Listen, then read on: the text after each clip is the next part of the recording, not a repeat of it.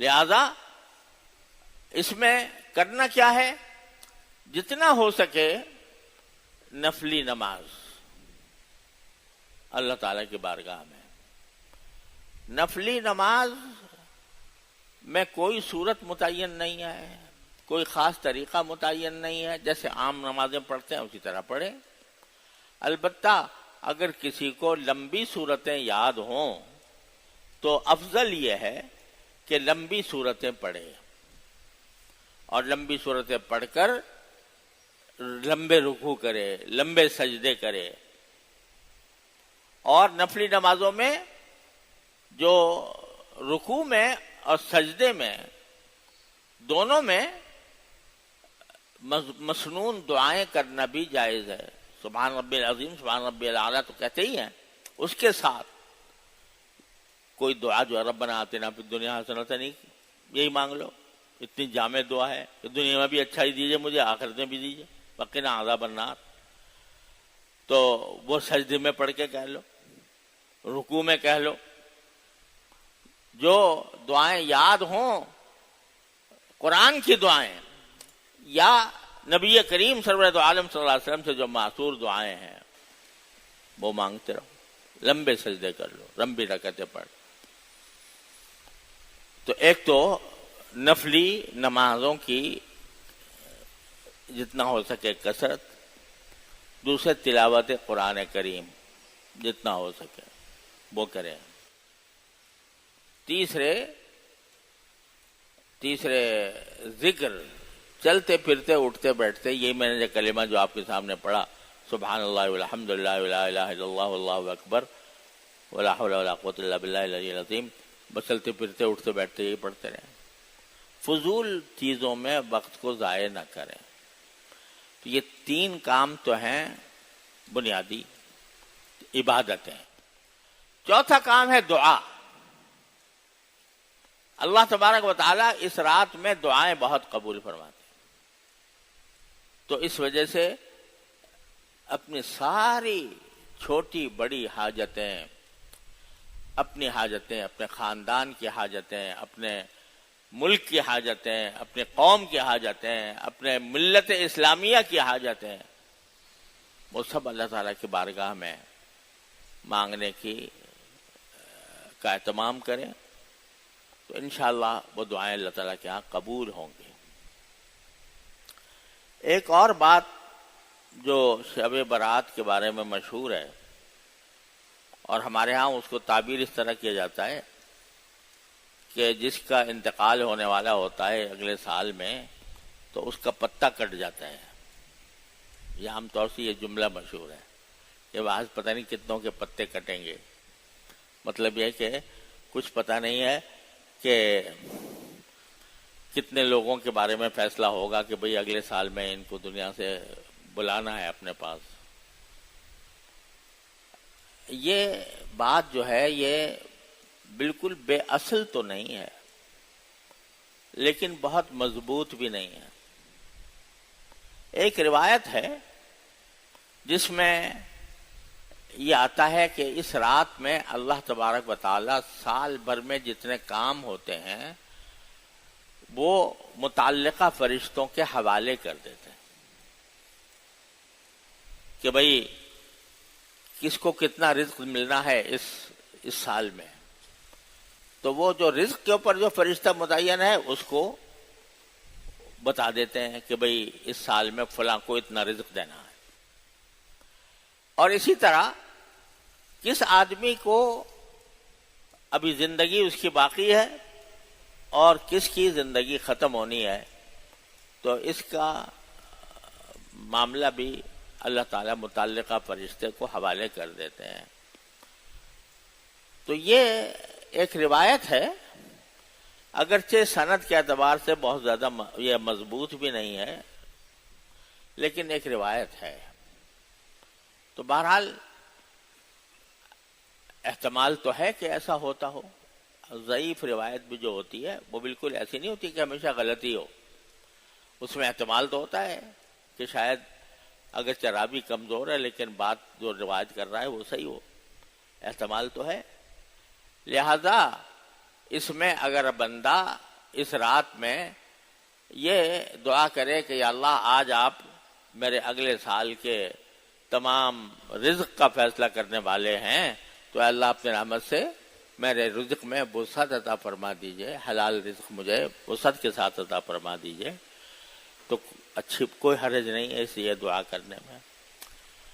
اور اسی طرح یہ دعا کرنے میں کہ یا اللہ اگر آپ نے میری زندگی مقدر فرمائی ہے اس سال میں، تو پھر میری زندگی کو جو باقی زندگی ہے اس کو آپ اپنے رضا کے مطابق ڈال دیں، اور مجھے اپنی اس باقی ماندہ زندگی میں ایسے اعمال کی توفیق عطا فرما دیجئے جو آپ کو راضی کرنے والے ہوں، تاکہ جب میں دنیا سے رخصت ہوں تو آپ کی مغفرت کا پروانہ لے کر رخصت ہوں۔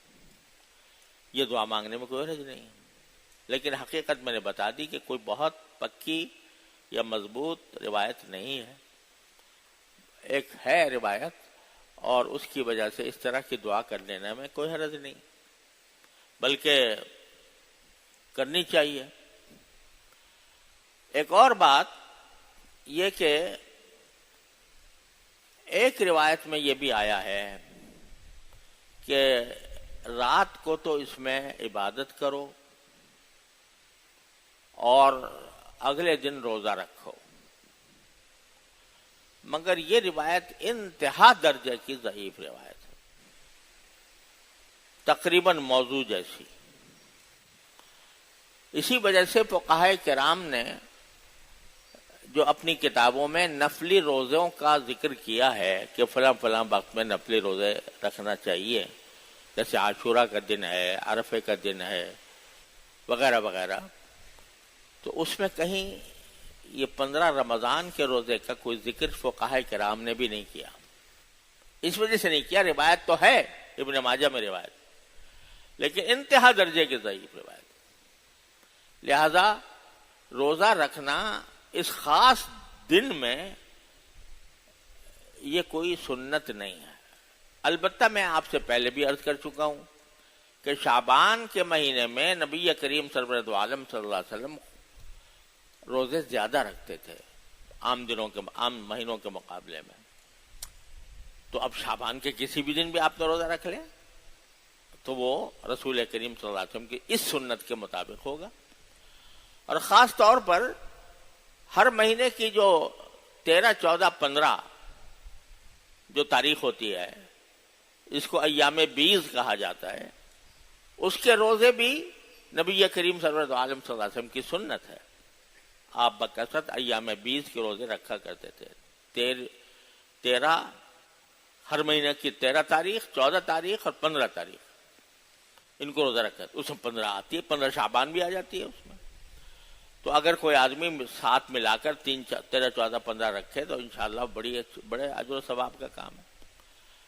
تو یا ویسے ہی روزہ رکھے کہ اس لحاظ سے کہ بھئی شعبان کا ہر روزہ باعث ثواب ہے، تو میں روزہ رکھتا ہوں، تو بڑی اچھی بات ہے، کوئی حرج نہیں۔ لیکن یہ نہ سمجھنا چاہیے کہ خاص 15 تاریخ کو دوسرے شعبان کے دنوں سے زیادہ فضیلت ہے اس میں روزہ رکھنے کی، اس اعتقاد کے ساتھ نہیں۔ ویسے تو روزہ ایک بڑا اچھا عمل ہے، اللہ تعالیٰ کے یہاں بہت محبوب ہے، بس صرف ذرا سا زاویہ نظر کا فرق ہوتا ہے۔ تو اگر اس زاویے سے کرے کہ بھئی شعبان کا روزہ ہے، شعبان کا روزہ مبارک ہے، تو یا اللہ میں اس لیے روزہ رکھ رہا ہوں، سبحان اللہ، اچھی بات ہے۔ کوئی اس نیت سے کرے کہ ایام بیض کے روزے ہیں تو 3 میں رکھ لوں، 3 نہ صحیح تو 1 ہی رکھ لوں، تو وہ بھی کوئی حرج نہیں، بلکہ اچھا ہے۔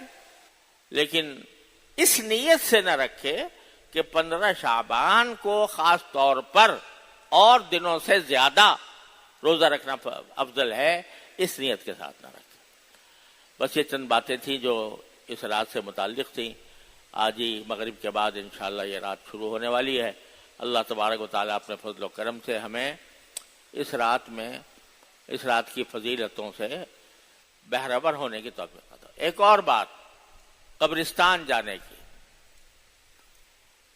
نبی کریم سرورت عالم صلی اللہ علیہ وسلم سے ساری حیات طیبہ میں ایک مرتبہ روایت ہے کہ آپ قبرستان تشریف لے گئے تھے اور آپ نے بقیع کے میں جو حضرات مدفون تھے ان کے لیے دعا فرمائی تھی. یہ روایت بھی سندن مضبوط نہیں ہے، لیکن اگر ہو کسی طرح ثابت ہو تو ساری حیات طیبہ میں ایک مرتبہ قبرستان تشریف لے جانا منقول ہے نبی کریم صلی اللہ علیہ وسلم. لیکن ایسا کہیں بھی نہیں ہے کہ جب بھی 15 شعبان آتی ہو تو آپ قبرستان ضرور جاتے ہو. تو یہاں پر بھی ایسا ہی ہے، حکم یہی ہو گیا کہ کبھی آدمی چلا گیا اس خیال سے کہ بھئی جا کے میں اپنے اموات کے لیے دعا کر لوں، بہت اچھی بات ہے، چلا جائے. لیکن اس کو لازم سمجھنا، یہ شب برات کا خاصہ سمجھنا، یہ درست نہیں ہے. کبھی چلے گئے کبھی نہیں بھی چلے گئے، اس طرح کرنے میں کوئی حرج نہیں. اللہ تعالی ہمیں اس رات کی صحیح فضیلتوں اور برکتوں سے بہرہ فرمائے، اور اس کے جو منکرات اس میں شامل ہو گئے ہیں اللہ تعالیٰ ان سے ہماری حفاظت فرمائے.